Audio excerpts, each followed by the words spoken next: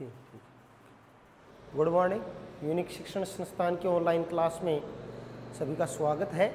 और आज हम जो हमारा विषय राजनीति विज्ञान के अंदर और जो इस विषय के अंदर जिस टॉपिक की चर्चा करने जा रहे हैं वो है राज्य के नीति निर्देशक तत्व।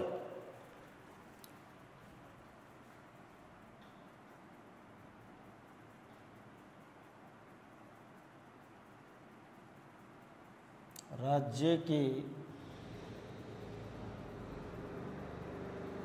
नीति निर्देशक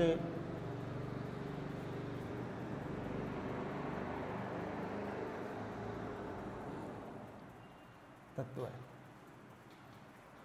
अब हम चर्चा करेंगे कि हमारे संविधान के अंतर्गत जो राज्य के नीति निर्देशक तत्व हैं ये भी हमारे संविधान की एक विशेषता है और प्रमुख विशेषताओं में एक विशेषता मानी जाती है। और इन राज्य के नीति निर्देशक तत्वों को हमारे संविधान के अंदर जो समाविष्ट किया गया है वो आयरलैंड के संविधान से लिया गया है हमारे संविधान निर्माताओं ने।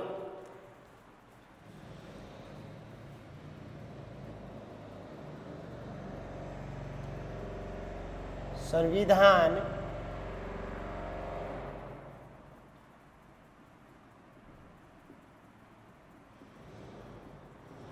निर्माताओं ने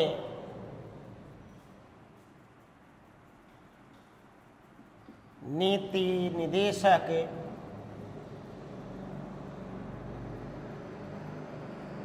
तत्वों को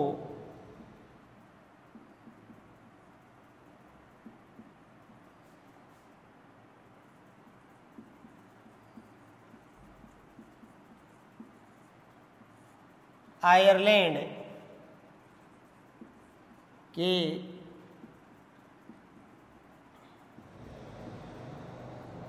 संविधान से ग्रहण किया है।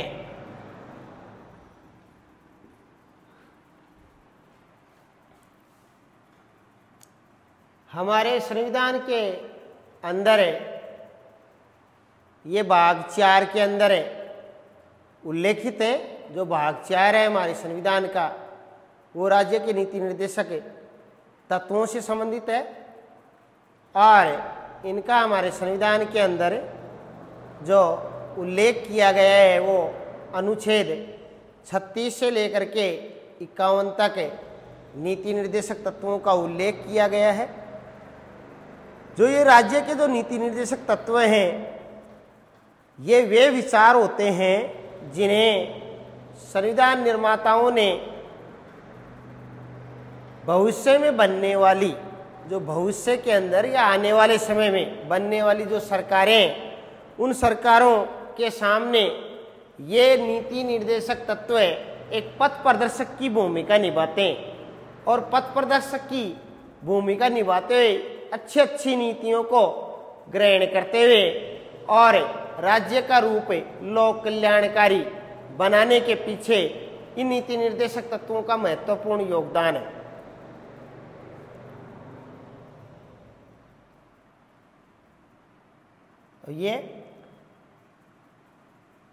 ये नीति निर्देशक तत्व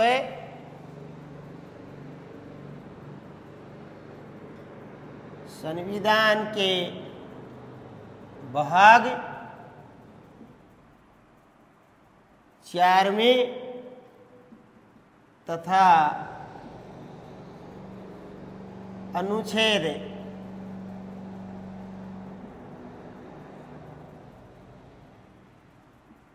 36 से 51 तक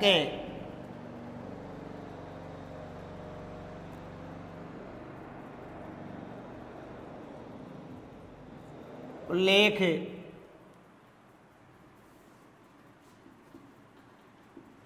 किया गया है इनका।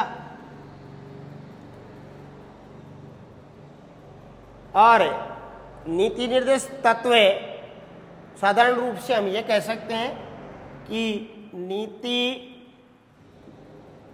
निर्देशक तत्व वे विचार हैं। क्या हैं? वो विचार हैं, वे विचार हैं जिन्हें संविधान निर्माताओं ने, जिन्हें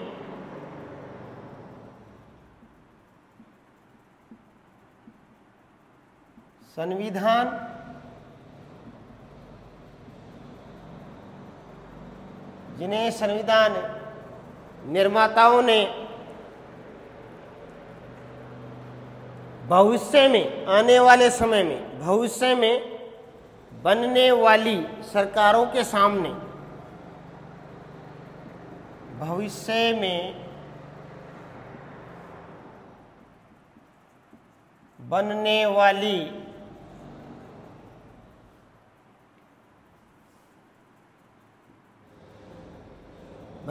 सरकारों के समक्ष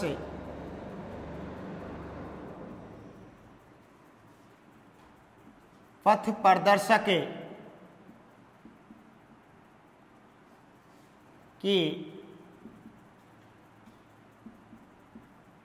भूमिका,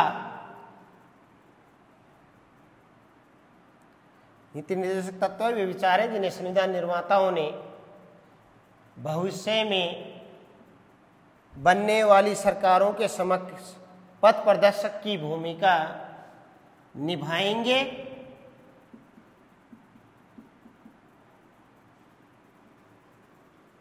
जिससे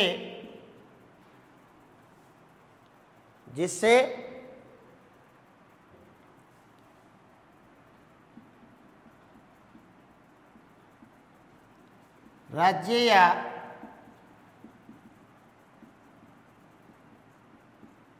सरकारों का रूप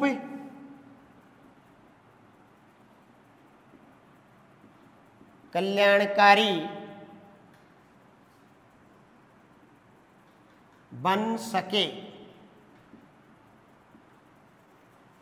इस प्रकार से ये राज्य के रूप को कल्याणकारी भूमिका प्रदान करने में राज्य के नीति निर्देशक तत्व महत्वपूर्ण भूमिका निभाते हैं। इस प्रकार से डॉक्टर राजेंद्र प्रसाद ने नीति निर्देशक तत्वों के संदर्भ में एक बात कही थी। इन्होंने नीति निर्देशक तत्वों का एक उद्देश्य बताया है और उस उद्देश्य के पीछे उन्होंने ये कहा है कि नीति निर्देशक तत्व जनता के कल्याण को प्रोत्साहित जो करने वाली एक सामाजिक व्यवस्था का निर्माण करते हैं। ऐसी बात किसने कही? डॉक्टर राजेंद्र प्रसाद ने, जो हमारे भारत के प्रथम राष्ट्रपति थे। उन्होंने नीति निर्देशक तत्व इनके संदर्भ में इस बात को दोहराया कि नीति निर्देशक तत्व का उद्देश्य जनता के कल्याण को प्रोत्साहित करने वाली सामाजिक व्यवस्था का निर्माण करना है। किसके पीछे? नीति निर्देशक तत्वों का उद्देश्य है ये। और साथ ही में ये राज्य की जो कार्यपालिका और जो व्यवस्थापिका है उसके लिए एक आचार संहिता प्रस्तुत करते हैं। तो राज्य के जो ये नीति निर्देशक तत्व हैं, नीति निर्देशक तत्व, राज्य के जो नीति निर्देशक तत्व हैं वो राज्य की कार्यपालिका व व्यवस्थापिका, कार्यपालिका व व्यवस्थापिका के सामने एक आचार संहिता प्रस्तुत करते हैं। सामने या समक्ष एक आचार संहिता प्रस्तुत करते हैं।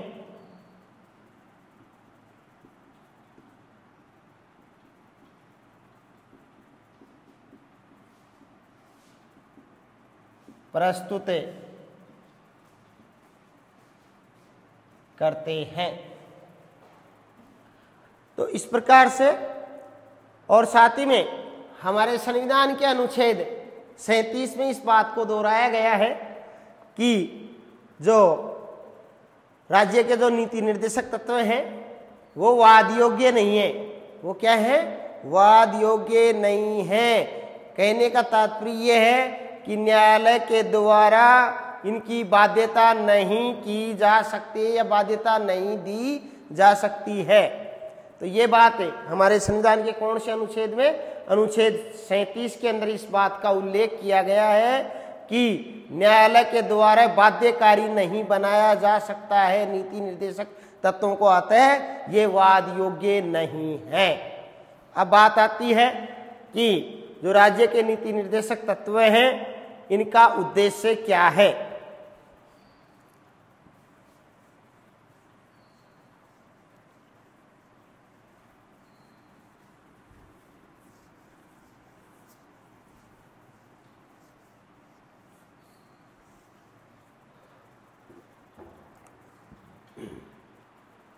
तो संविधान के अनुच्छेद 37 में जिस बात का जिक्र किया गया है, अनुच्छेद 37 में कहा गया है कि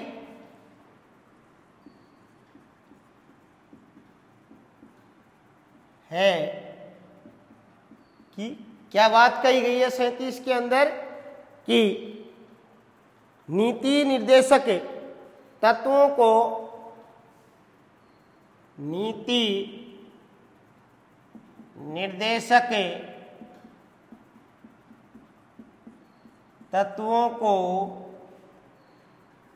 निर्देशक तत्वों को किसी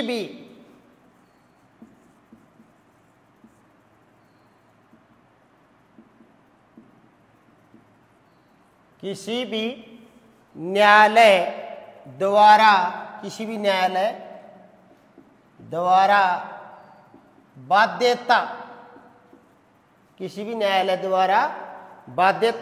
नहीं दी जा सकती है। बाध्यता नहीं दी जा सकती है।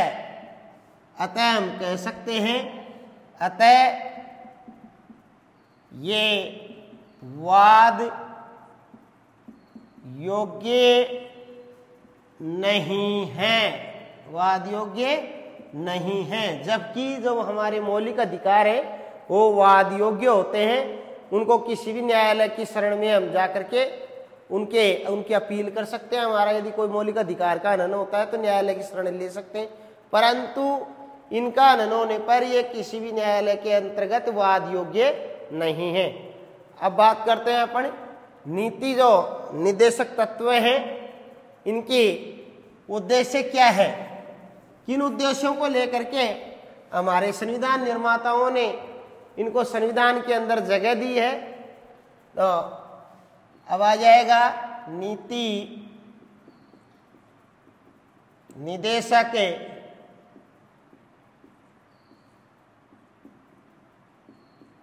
तत्वों का उद्देश्य, कि इनके उद्देश्य क्या है। हम उद्देश्य के लिए समझना चाहें तो साधारण सी बात है, हमारे सामने दो चार बातें आती है कि एक तो जो लोक कल्याणकारी राज्य है इसकी कल्पना को साकार रूप देने के लिए संविधान के अंदर संविधान निर्माताओं ने नीति निर्देशक तत्वों को स्थान दिया। साथ ही में समता पर आधारित समाज का निर्माण करने में भी ये नीति निर्देशक तत्व अपनी महत्वपूर्ण भूमिका निभाते हैं। साथ ही विकास के लिए सभी को समान अवसर प्रदान करने में भी इनकी महत्वपूर्ण भूमिका रही है नीति निर्देशक तत्वों की। इन सभी उद्देश्यों का साकार रूप देने के लिए हमारे संविधान निर्माताओं ने हमारे संविधान के अंतर्गत इन नीति निर्देशक तत्वों को स्थान प्रदान किया। तो अभी नीति निर्देशक तत्वों का उद्देश्य है, जैसे प्रथम हमारे सामने निकल करके आता है लोक कल्याणकारी लोक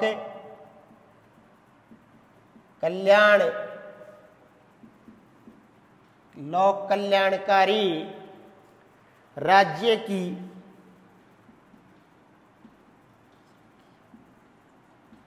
कल्पना, लोक कल्याणकारी राज्य की कल्पना को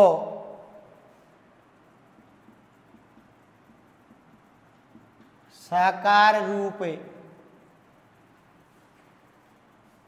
प्रदान करना, ये भी नीति निर्देशक तत्वों के द्वारा ही संभव हो सकता है। इसलिए हमारे संविधान के अंदर मेन जो उद्देश्य है राज्य का रूप लोक कल्याणकारी बनाना। दूसरा जो इनका उद्देश्य है इनको स्थापित करने के पीछे संविधान के अंदर, वो दूसरा उद्देश्य आता है हमारे सामने समता आधारित समाज का निर्माण करने के लिए। समता आधारित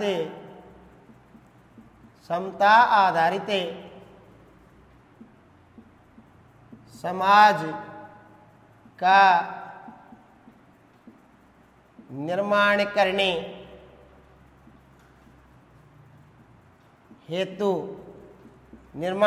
हेतु भी ये महत्वपूर्ण भूमिका निभाते हैं। जो राज्य के नीति निर्देशक तत्व हैं इनका मुख्य योगदान है समानता पर आधारित समाज का निर्माण करने में। तीसरी जो बात हमारे सामने इनके उद्देश्यों के पीछे संविधान के अंदर जगह देने के पीछे जो हमारे सामने बात निकल करके आती है वो है विकास हेतु सभी को अवसर प्रदान करने के उद्देश्य से भी इनको संविधान में जगह दी गई है। तो विकास हेतु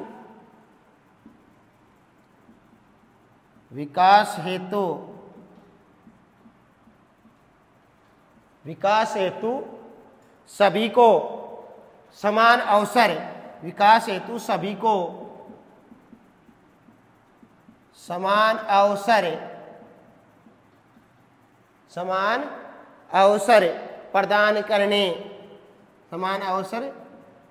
प्रदान करने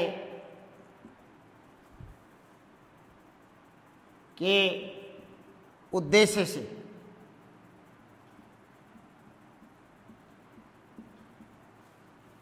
अतः इस प्रकार हम कह सकते हैं कि जो नीति निर्देशक तत्वों का जो उद्देश्य है हमारे संविधान निर्माताओं ने क्यों इनको संविधान के अंदर जगह दी, इसके पीछे यह है कि इसका मुख्य है वो है लोक कल्याणकारी राज्य की कल्पना को साकार रूप देने के लिए। अन्यथा राज्य की जो लोक कल्याणकारी जो कल्पना है वो असंभव थी। नीति निर्देशक तत्वों के अभाव में राज्य का रूप है कभी भी कल्याणकारी नहीं बन सकता है। ऐसी स्थिति के अंदर लोक कल्याणकारी जो राज्य की कल्पना को साकार रूप देने के अंतर्गत जो महत्वपूर्ण भूमिका है, मुख्य जो भूमिका निभा रहे हैं वो है राज्य के नीति निर्देशक तत्व है।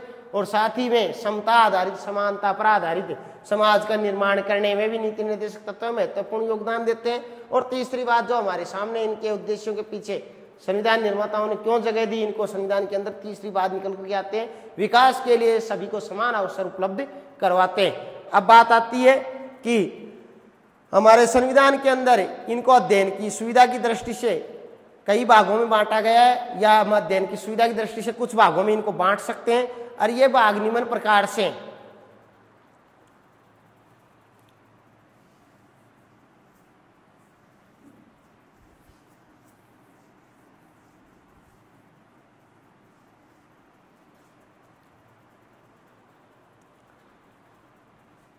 तो राज्य के नीति निर्देशक तत्वों को अध्ययन की सुविधा, अध्ययन की सुविधा की दृष्टि से निम्न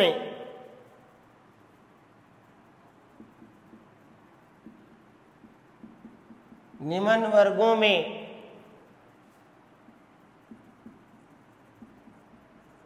बांटा जा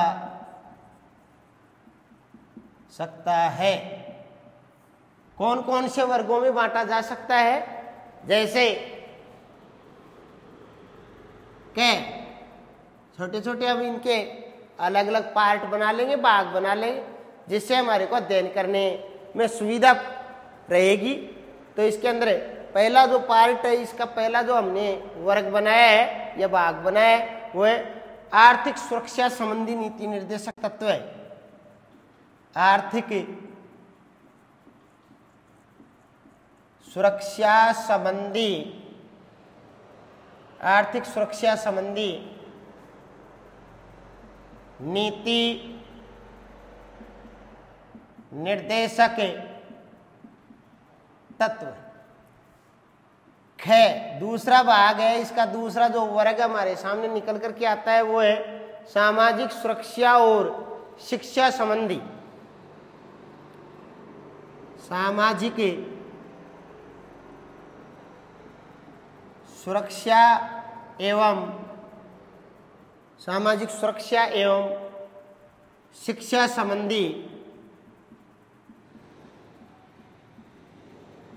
संबंधी नीति निर्देशक तत्व है। तीसरा जो अध्ययन की सुविधा की दृष्टि से जो वर्ग बनाया गया है वो है पंचायती राज,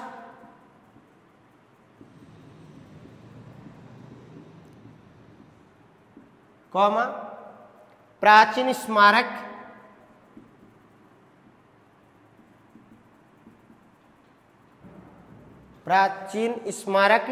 तथा न्याय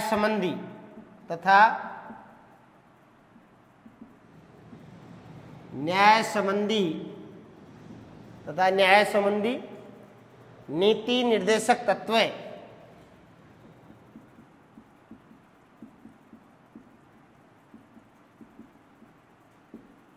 और जो चौथा जो पार्ट इसका बनाया गया है वो है हमारे सामने, जो इसका जो चौथा वर्ग बनाया गया है पार्ट वो है अंतर्राष्ट्रीय शांति और सुरक्षा संबंधी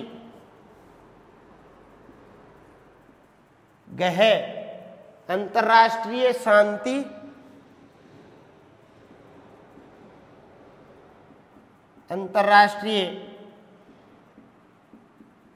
शांति एवं सुरक्षा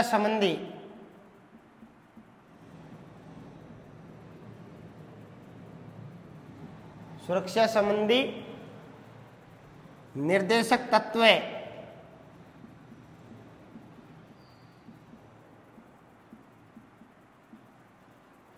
इस प्रकार से हम अध्ययन के तौर पे इनको साधारण रूप से हम कहें तो हम इनको 4 भागों में बांट सकते हैं। वैसे ये कोई फिक्स नहीं है, परंतु हम अध्ययन की सुविधा की दृष्टि से इनको 4 भागों में बांटा है। आर्थिक सुरक्षा से संबंधित नीति निर्देशक तत्व है, समाज की सुरक्षा से संबंधित नीति निर्देशक तत्व है, शिक्षा से संबंधित नीति निर्देशक तत्व है, पंचायती राज से संबंधित नीति निर्देशक तत्व है, प्राचीन स्मारक से संबंधित न्याय से संबंधित नीति निर्देशक तत्व है और अंतर्राष्ट्रीय शांति और सुरक्षा संबंधी नीति निर्देशक तत्व है। इस प्रकार से हमने इनके 4 भाग बना लिए। कितने भाग? 4। अब 4 के अंदर इन चारों भागों का हम अलग अलग विवेचन करेंगे या विश्लेषण करेंगे, जिसके अंदर हमारे सामने पहला जो पार्ट निकल करके आता है, जो पहला वर्ग बन करके आता है वो है आर्थिक सुरक्षा संबंधी नीति निर्देशक तत्व है।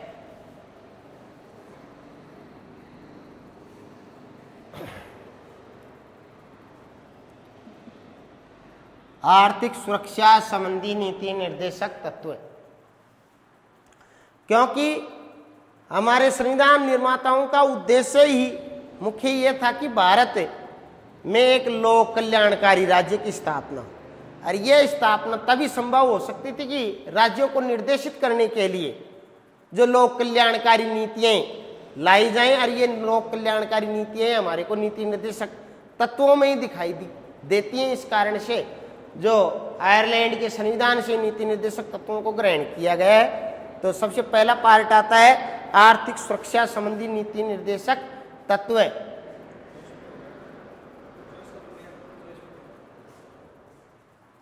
इसके अंदर हम जो चर्चा करेंगे आर्थिक सुरक्षा संबंधी नीति निर्देशक तत्वों में क्या क्या हमारे सामने जो बातें हैं वो आती हैं। तो इसके अंदर इन आर्थिक सुरक्षा संबंधी नीति निर्देशक तत्वों में जो निम्न प्रकार से व्यवस्था की गई है, निम्न प्रकार से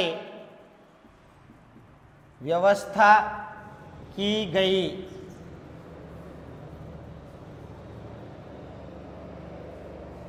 कितना टाइम हो रहा? 5 ही, 5 में तो होगा नहीं, ये तो कर दूं क्या पूरा? तो यह आर्थिक सुरक्षा संबंधी नीति निर्देशक तत्व निम्न प्रकार से व्यवस्था की गई है। तो इनके जो आर्थिक सुरक्षा संबंधी नीति निर्देशक तत्व हैं, इनके बारे में अपन जो चर्चा है वो कल करेंगे। और इस प्रकार से हमने नीति निर्देशक तत्वों के बारे में जो कौन से भाग में है, 4 में 36 से 51 तक इनका उल्लेख है। अध्ययन की सुविधा की दृष्टि से इनको 4 भागों में बांटा गया है। इनके उद्देश्य क्या है, इन सब के बारे में जानकारी प्राप्त की। और कल हम इनके जो पार्ट हैं, हमने जो अध्ययन की सुविधा की दृष्टि से जो वर्ग बनाए हैं, तो उन चारों में से प्रथम वर्ग हमारा चलेगा आर्थिक सुरक्षा से संबंधित नीति निर्देशक तत्व। Thank you.